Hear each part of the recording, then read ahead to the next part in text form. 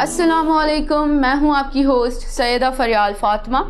قائم T V کی جانب سے پروگرام دین اور دنیا میں ایک بار پھر سے خوش آمدید۔ آج ہمارا موضوع گفتگو ہے مکافات کے حوالے سے، اور آج ہمارے ساتھ ہماری مہمان ہیں محترمہ عروس فاطمہ رضوی صاحب۔ السلام علیکم۔ وعلیکم السلام۔ کیسی ہیں آپ؟ جی الحمدللہ۔ آج ہم جس موضوع پہ گفتگو کریں گے وہ ہے مکافات۔ اس دنیا کے اس دور میں رہتے ہوئے ہم اپنی دنیاوی آسائشوں میں اتنا مگن ہیں کہ ہم انٹینشنلی اور ان انٹینشنلی کسی کو بھی کچھ بھی کہہ جاتے ہیں، اور ہمیں اس بات کا احساس نہیں ہوتا، ہماری نفس گوارا نہیں کرتی کہ شاید سامنے والے کو برا لگ جائے، شاید اس کی دل آزاری ہو جائے، لیکن ہمیں صرف جس چیز کا خیال ہوتا ہے کہ ہمارا دل دکھا ہے، ہم نے جو کیا ہے صحیح کیا ہے۔ تو ہمیں اس دور میں رہتے ہوئے خود کو کیسے سدھارنا چاہیے، خود پہ کیسے کنٹرول کرنا چاہیے کہ ہم اگلے بندے کی دل آزاری نہ کریں، اور ہم یہ سوچ لیں کہ یہ چیز پلٹ کے ہم تک بھی آ سکتی ہے اور ہمیں مکافات عمل کا سامنا کرنا پڑ سکتا ہے۔ اعوذ باللہ من الشیطان اللعین الرجیم، بسم اللہ الرحمن الرحیم، الحمدللہ رب العالمین، والصلاة والسلام علی اشرف الانبیاء والمرسلین، ونبینا وحبیب قلوبنا وشفیع ذنوبنا وطبیب نفوسنا سیدنا و مولانا بالقاسم محمد صلی اللہ علیہ وآلہ وسلم واہل بیتہ الطیبین الطاہرین المعصومین المظلومین ولعنۃ اللہ علی اعدائہم اجمعین۔ سب سے پہلے میری جانب سے آپ کو اور تمام ٹیم کو اور تمام سننے والوں کو بہت زیادہ سلام عرض ہے۔ وعلیکم السلام۔ اور دین و دنیا پروگرام کے حوالے سے ایک بہترین ٹاپک کہ جس کا آج آپ نے انتخاب کیا، مکافات یا مکافات عمل جس کو ہم کہیں۔ سب سے پہلے ہم قرآن میں دیکھتے ہیں کہ قرآن میں خدا کیا ارشاد فرماتے ہیں۔ سورہ اسرا کی آیت نمبر 7 میں ارشاد رب العزت ہو رہا ہے، اگر اچھے کام کرو گے تو اپنے فائدے کے لیے کرو گے، اور اگر برے کام کرو گے تو وہ بھی اپنے لیے کرو گے۔ بے شک، یعنی خدا نے اس آیت کے ذریعے انسان کو یہ پیغام دے دیا کہ اگر انسان اس دنیا میں اچھے اعمال کرے گا تو وہ بھی اس کے اپنے لیے ہیں، اور اگر وہ برائیوں کی طرف جاتا ہے تو اس کا بھی نتیجہ ہے۔ کہ جیسے سورہ زلزال میں خدا ارشاد فرماتا ہے کہ اگر ذرہ برابر نیکی اور ذرہ برابر بدی اس کا مشاہدہ ہے، یعنی قیامت کے دن۔ بے شک، جب انسان کی سمجھ میں یہ مکافات آ جاتا ہے، یہ مکافات عمل آ جاتا ہے، تو پھر انسان اس طریقے سے زندگی نہیں گزار رہا ہوتا کہ جو دین سے دور کرتی ہے، بلکہ جس کی سمجھ میں مکافات عمل آ جاتا اس کی زندگی بالکل اسلام کی راہ پر گامزن ہو جاتی ہے۔ جس طرح چھٹے امام جعفر صادق علیہ السلام ارشاد فرماتے ہیں کہ مکافات عمل کے متعلق ارشاد فرماتے ہیں کہ بس جان لو کہ جو کرو گے وہ پلٹ کے تمہارے پاس واپس آئے گا۔ بالکل ایسا ہی ہے کہ آپ جو بھی عمل کر رہے ہیں، وہ چاہے نیک عمل ہو چاہے خدا نہ خواستہ کوئی برا عمل ہو، وہ پلٹ کے انسان کے پاس واپس وہیں آ رہا ہوتا ہے۔ اور بالکل ایسا ہی ہے، ہم دیکھتے ہیں کہ اس دنیا میں ہمیں روزانہ صبح شام ایسے کچھ لوگ، کچھ ایسے واقعات ہمیں نظر آتے ہیں کہ جو اسی طریقے سے ہمیں پتہ چلتا ہے۔ اب ہمیں کیا کرنا چاہیے کہ جب ہمارا دل مائل ہو کہ ہم مکافات عمل کے ہم یہ سمجھے کہ ہر چیز جو ہے وہ پلٹ کر آنی ہے، تو اس کے لیے ہم کیسے اپنے نفس کو، اپنے آپ کو تیار کریں۔ تو اس کے لیے دیکھیں، ہمارے تو قرآن کیونکہ ہمارے لیے ایک جو جینے کا ڈھنگ ہے، جو جینے کا سلیقہ ہے، جو دستور حیات ہے ہمارے لیے، وہ اللہ کا کلام قرآن مجید ہے۔ اور اسی قرآن مجید میں خدا ارشاد فرما رہا ہے کہ رسول کا اسوہ تمہارے لیے نمونہ عمل ہے۔ سبحان اللہ۔ یعنی اگر تم زندگی گزارنا چاہتے ہو، کیسی زندگی گزارنا چاہتے ہو، تو تمہارے لیے نمونہ عمل تو رسول کی حیات طیبہ کو قرار دے دیا گیا ہے۔ اور رسول خدا کی زندگی ہو یا اہل بیت اطہار کی زندگی ہو یا اور ہم انبیاء کی زندگی پر غور کرتے ہیں تو ہمیں نظر آتا ہے کہ کس طریقے سے باوجود کہ لوگ ان کے ساتھ اگر برائی بھی کر رہے ہیں تو اس کا جواب وہ اچھائی سے دے رہے ہیں۔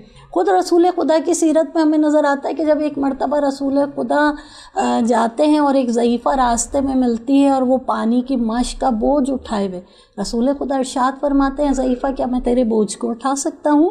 فرمایا کہ ہاں۔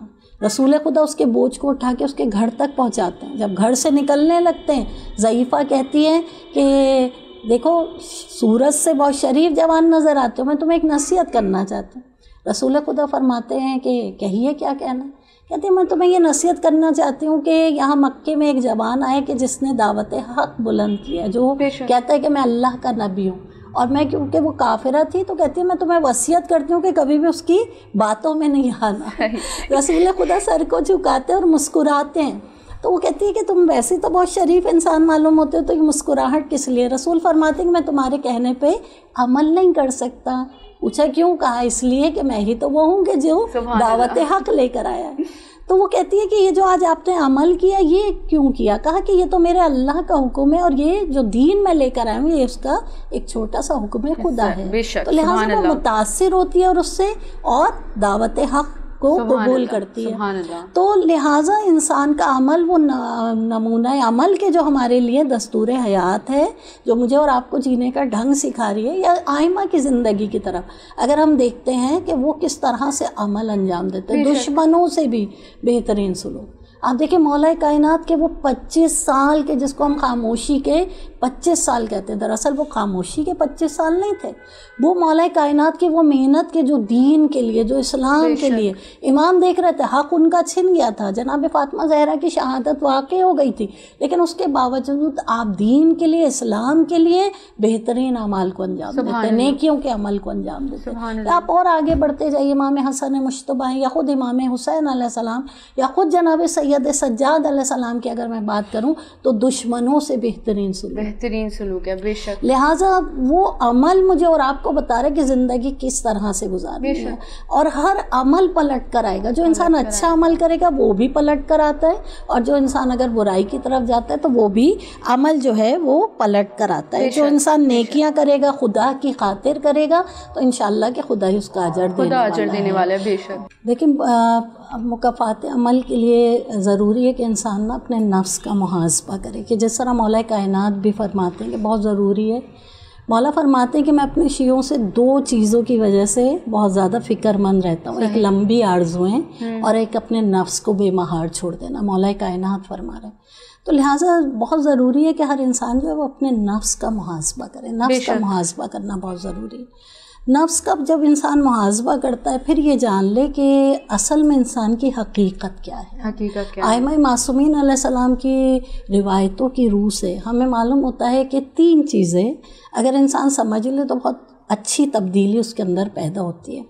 3 چیزیں، یعنی سب سے پہلی چیز یہ کہ وہ یہ جان لے کہ وہ خدا جو ہے وہ اس کا مالک و خالق ہے اور یہ اس کا غلام ہے، یعنی وہ معبود ہے اور یہ عبد ہے. دوسری چیز کہا کہ ہر زندگی میں وہ کام کرے کہ جس کا حکم خدا دے رہا ہے، یعنی زندگی گزارے خدا کی خاطر گزارے، اپنے لیے نہیں گزارے. خدا جس طرح چاہتا ہے ویسی زندگی گزارے.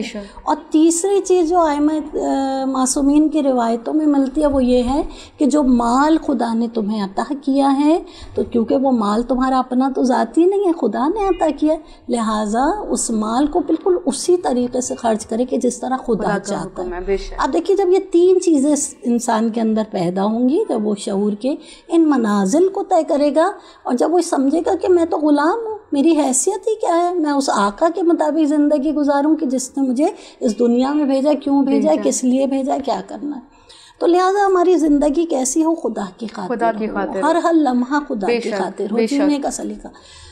برائی کہاں سے پیدا ہوتی ہے کہ جہاں انسان دنیا پرست ہو جاتا ہے، جہاں انسان دنیاوی خواہشات کا اسیر ہو جاتا ہے، جہاں انسان دولت پرست ہو جاتا ہے، دنیا پرست ہو جاتا ہے، تو وہاں سے برائیاں پیدا ہوتی ہیں. اور یہ برائیاں کہاں لے کے جاتی ہیں؟ انسان کو گناہوں کی طرف لے کے جاتی ہیں.